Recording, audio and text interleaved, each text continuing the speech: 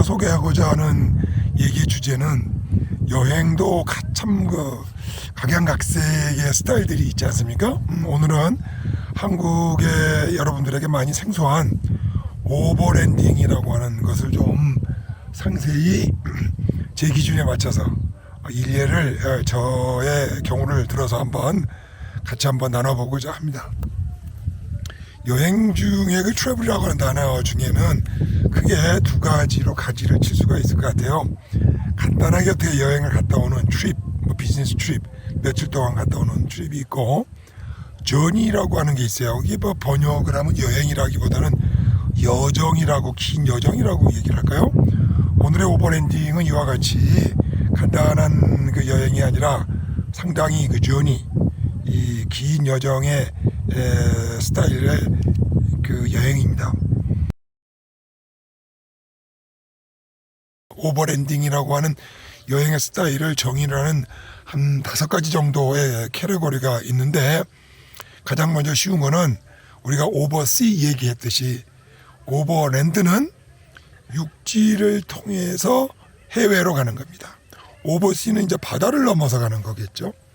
이 오버랜드는 육지를 통해서 자기 나라가 아닌 타국을 여행하는 스타일의 여행입니다. 물론 이제 비행기 타고 가시는 분들은 오버랜더라고 하기에는 좀 그렇겠죠.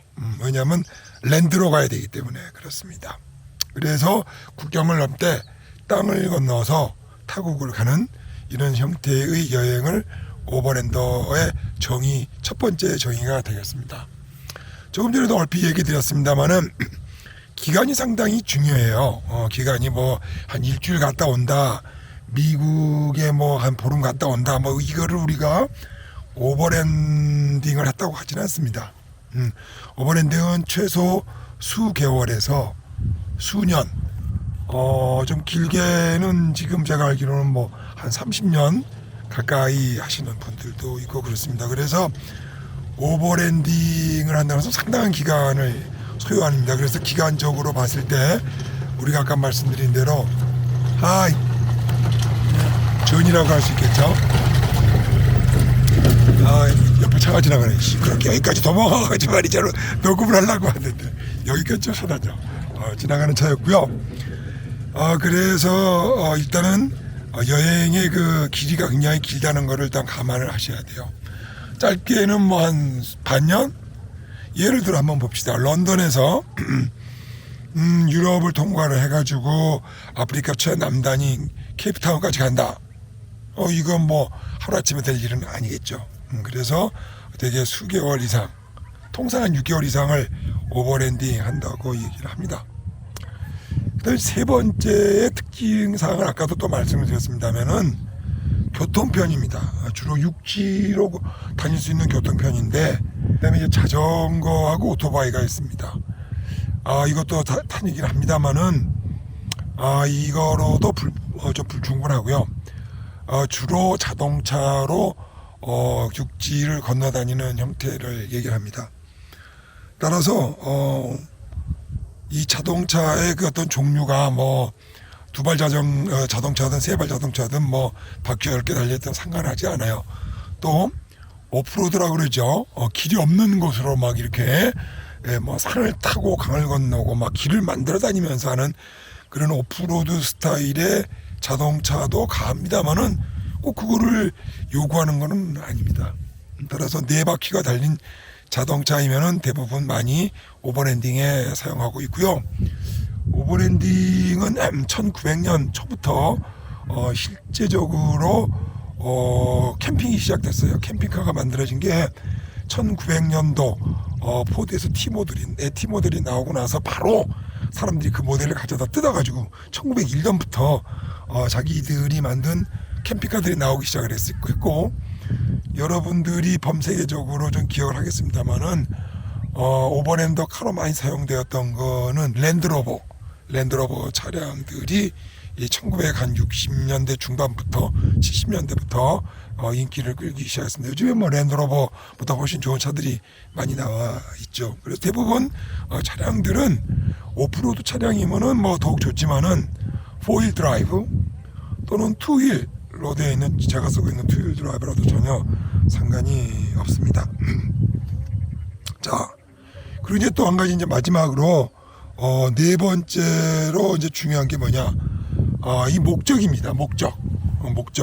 오버랜딩의 목적은 영어로 표현을 하면은 약 한 세 가지 정도가 집약이 돼요. 목적에 첫째는 explore, 뭔가를 찾아야 돼요. 뭔가를 탐사를 하러 다녀야 돼요. 뭔가를 찾으러 다녀야 돼요. 하나는 이제 그 다음에 이제 뭐냐면 adventure, 약간 안 하는 어떤 그런 뭡니까 그 모험적인 것들이 있어야 돼요. 하나는 이제 또 뭐냐면 exploit, 새로운 것을 발굴해내야 돼요. 그러니까 이게 뭐냐면은 찾아 나서야 되죠. 모험적인 어떤 그 여행의 그 과정의 어떤 그런 것들이 포함이 돼야 되죠. 또 새로운 것을 찾아내는데 발굴해내는데 진력하는 모습의 어떤 여행의 모습을 가지고 있어야 되지. 단순히 저 남비 뭡니까 아르헨티나 남쪽 그 남극 우하수인가 거기서부터 타고 칠레 아르헨티나 타고 올라와서 멕시코 지나서 미국 지나서 카나다 지나서 북극해까지 갔다. 그냥 그거는 사실은 오버랜딩이라고 하기는 해요. 왜냐면 목적이 없어요. 한 곳에서 A라는 곳에서 B라는 곳에서 이동하는 목적을 목적으로 삼고 있기 때문에 어떤 탐구심이나 모험심이나 어떤 새로운 것을 발견하기 위한 시도의 목적이 그렇게 크게 포함되어 있다고 볼 수가 없습니다. 그렇기 때문에 이제 무작정 달리는 거, 시베리아를 그냥 무작정 달려보는 거로는 오버랜딩의 목적을 달성했다고 하기가 좀 어렵죠. 그래서 오버랜딩 하실 때는 저 같은 경우는 이제 이런 목적을 가지고 있어요.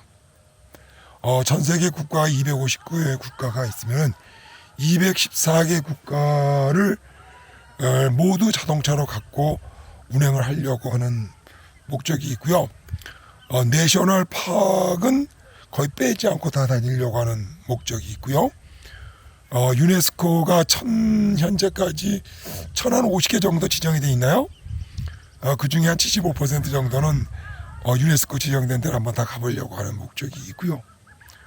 그리고 세계 100대 유수 대학은 이제 다 한번 전 세계 다녀보려고 합니다. 그리고 저는 이제 공대 출신이긴 하지만 비브리컬 아키올로지, 그러니까 성서고고학, 그다음에 인류학 이런 쪽에 관심이 많고, 또 황자 옛날에 경험이 있어서 한 1년 정도 또 그런 분야에 곁따라 공부도 좀 해본 적이 있습니다.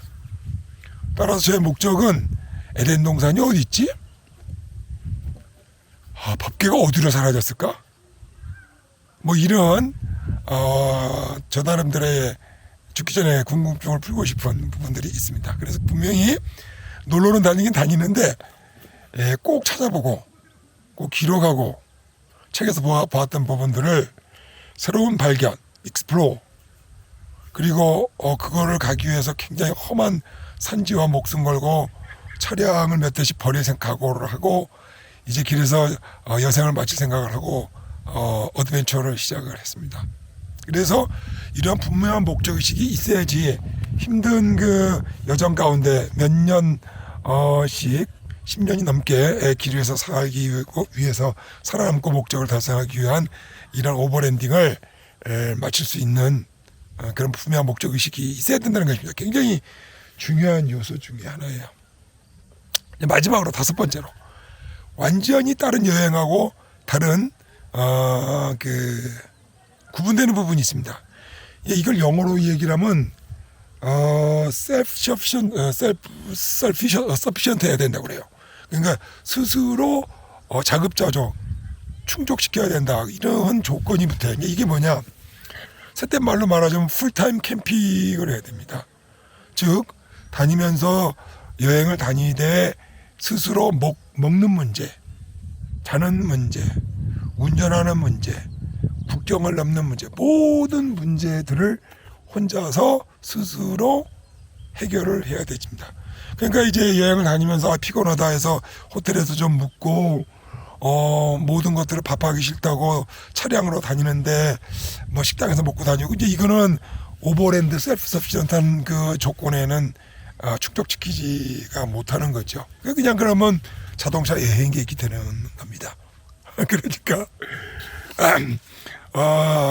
이 장기간을 자동차를 가지고 국경을 넘어야 돼 있기 때문에 언어 문제, 그 다음에 금전적인 문제, 그 다음에 이제 차량 문제,